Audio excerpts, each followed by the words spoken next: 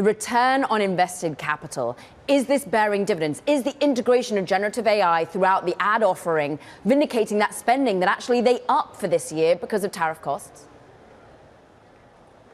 Well, Caroline, I'll give you a couple of points on this. One, I think Meta is proving to show that at the app layer, the application layer, that you can get a good ROAI, return on AI spend.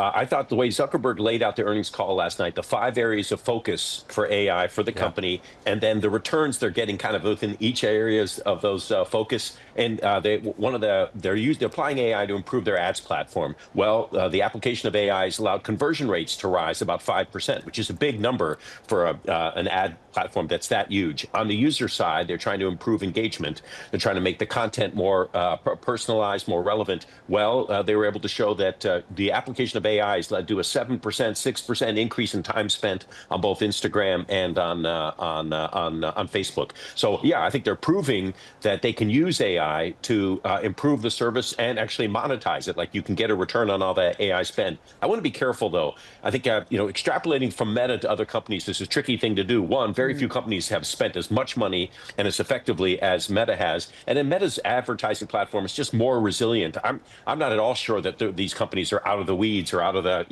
the danger zone when it comes to the impact of tariffs. Their argument, right, is that the time spent metrics are evidence of the resiliency in like tough economic environment.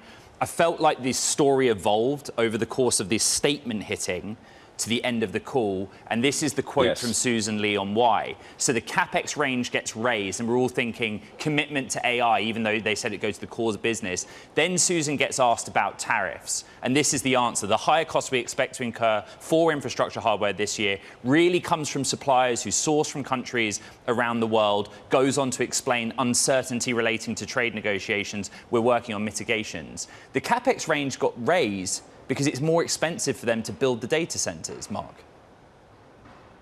Ed, you nailed it. I think that's absolutely true. I mean, I'm nailing it all day today. Keep going, Mark. Thank you. I think there are 2 reasons. One is that I think they are getting more aggressive, offensive. They've seen the return that they're getting on their AI spend, and they're leaning into it more. The second reason, however, is that costs are rising. And I don't know if you noticed this, Ed, but she was very careful never to use the T word, i.e. tariffs. Didn't use that's it. a political...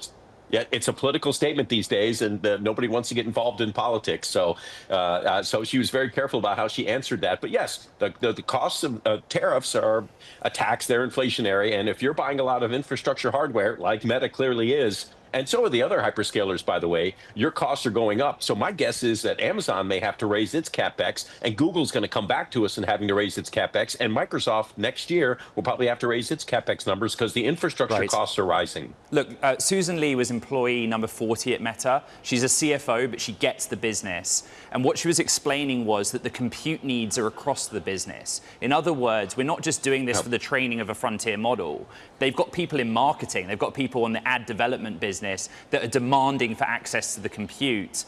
Do you have conviction that Susan Lee is getting that right in the numbers that she gave you last night? Yeah, I think so.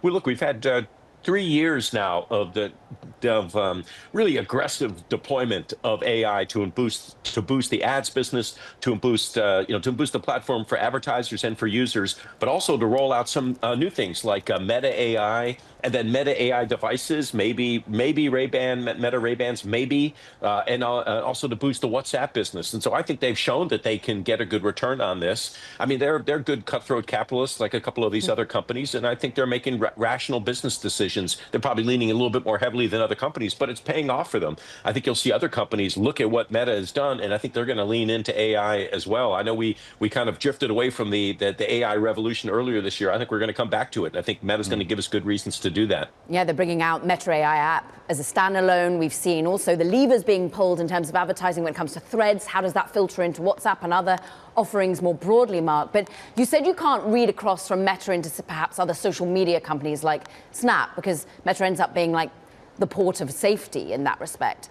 But read across to Amazon in terms of cloud. And indeed, you say that Amazon might have to raise their spending on infrastructure spending in that respect. But where else does AWS take us in terms of growth? Well, I just think if the infrastructure hardware is more expensive for Meta, it's more expensive for everybody, and so that's going to be the case with Amazon too.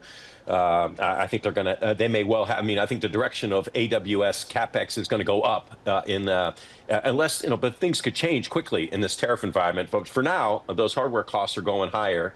And so that's going to probably be reflected in rising CapEx spending. And then just a point on Meta.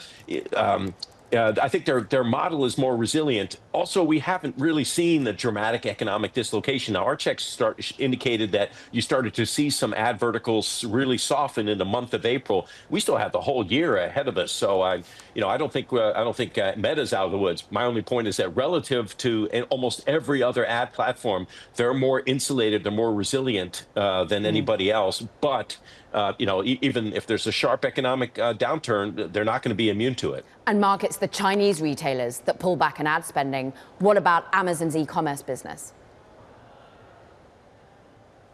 I think that's going to be TBD. I think the March quarter is going to be fine. Google gave us a fine March quarter. Meta just did, and I think Amazon will too. We haven't seen any sharp fall off yet in consumer spend, but prices are rising. They're going to be rising materially. Those dolls are going to be more expensive on Amazon, and so exactly how Amazon handles that, whether they're going to eat margins or defend market share. And my guess is that, knowing Amazon, they're going to defend their market share, so they're going to be willing to take a hit to margins. So that could be a downside to the stock. So it depends. Prices are rising on Amazon. That's not a good thing for the Amazon ecosystem.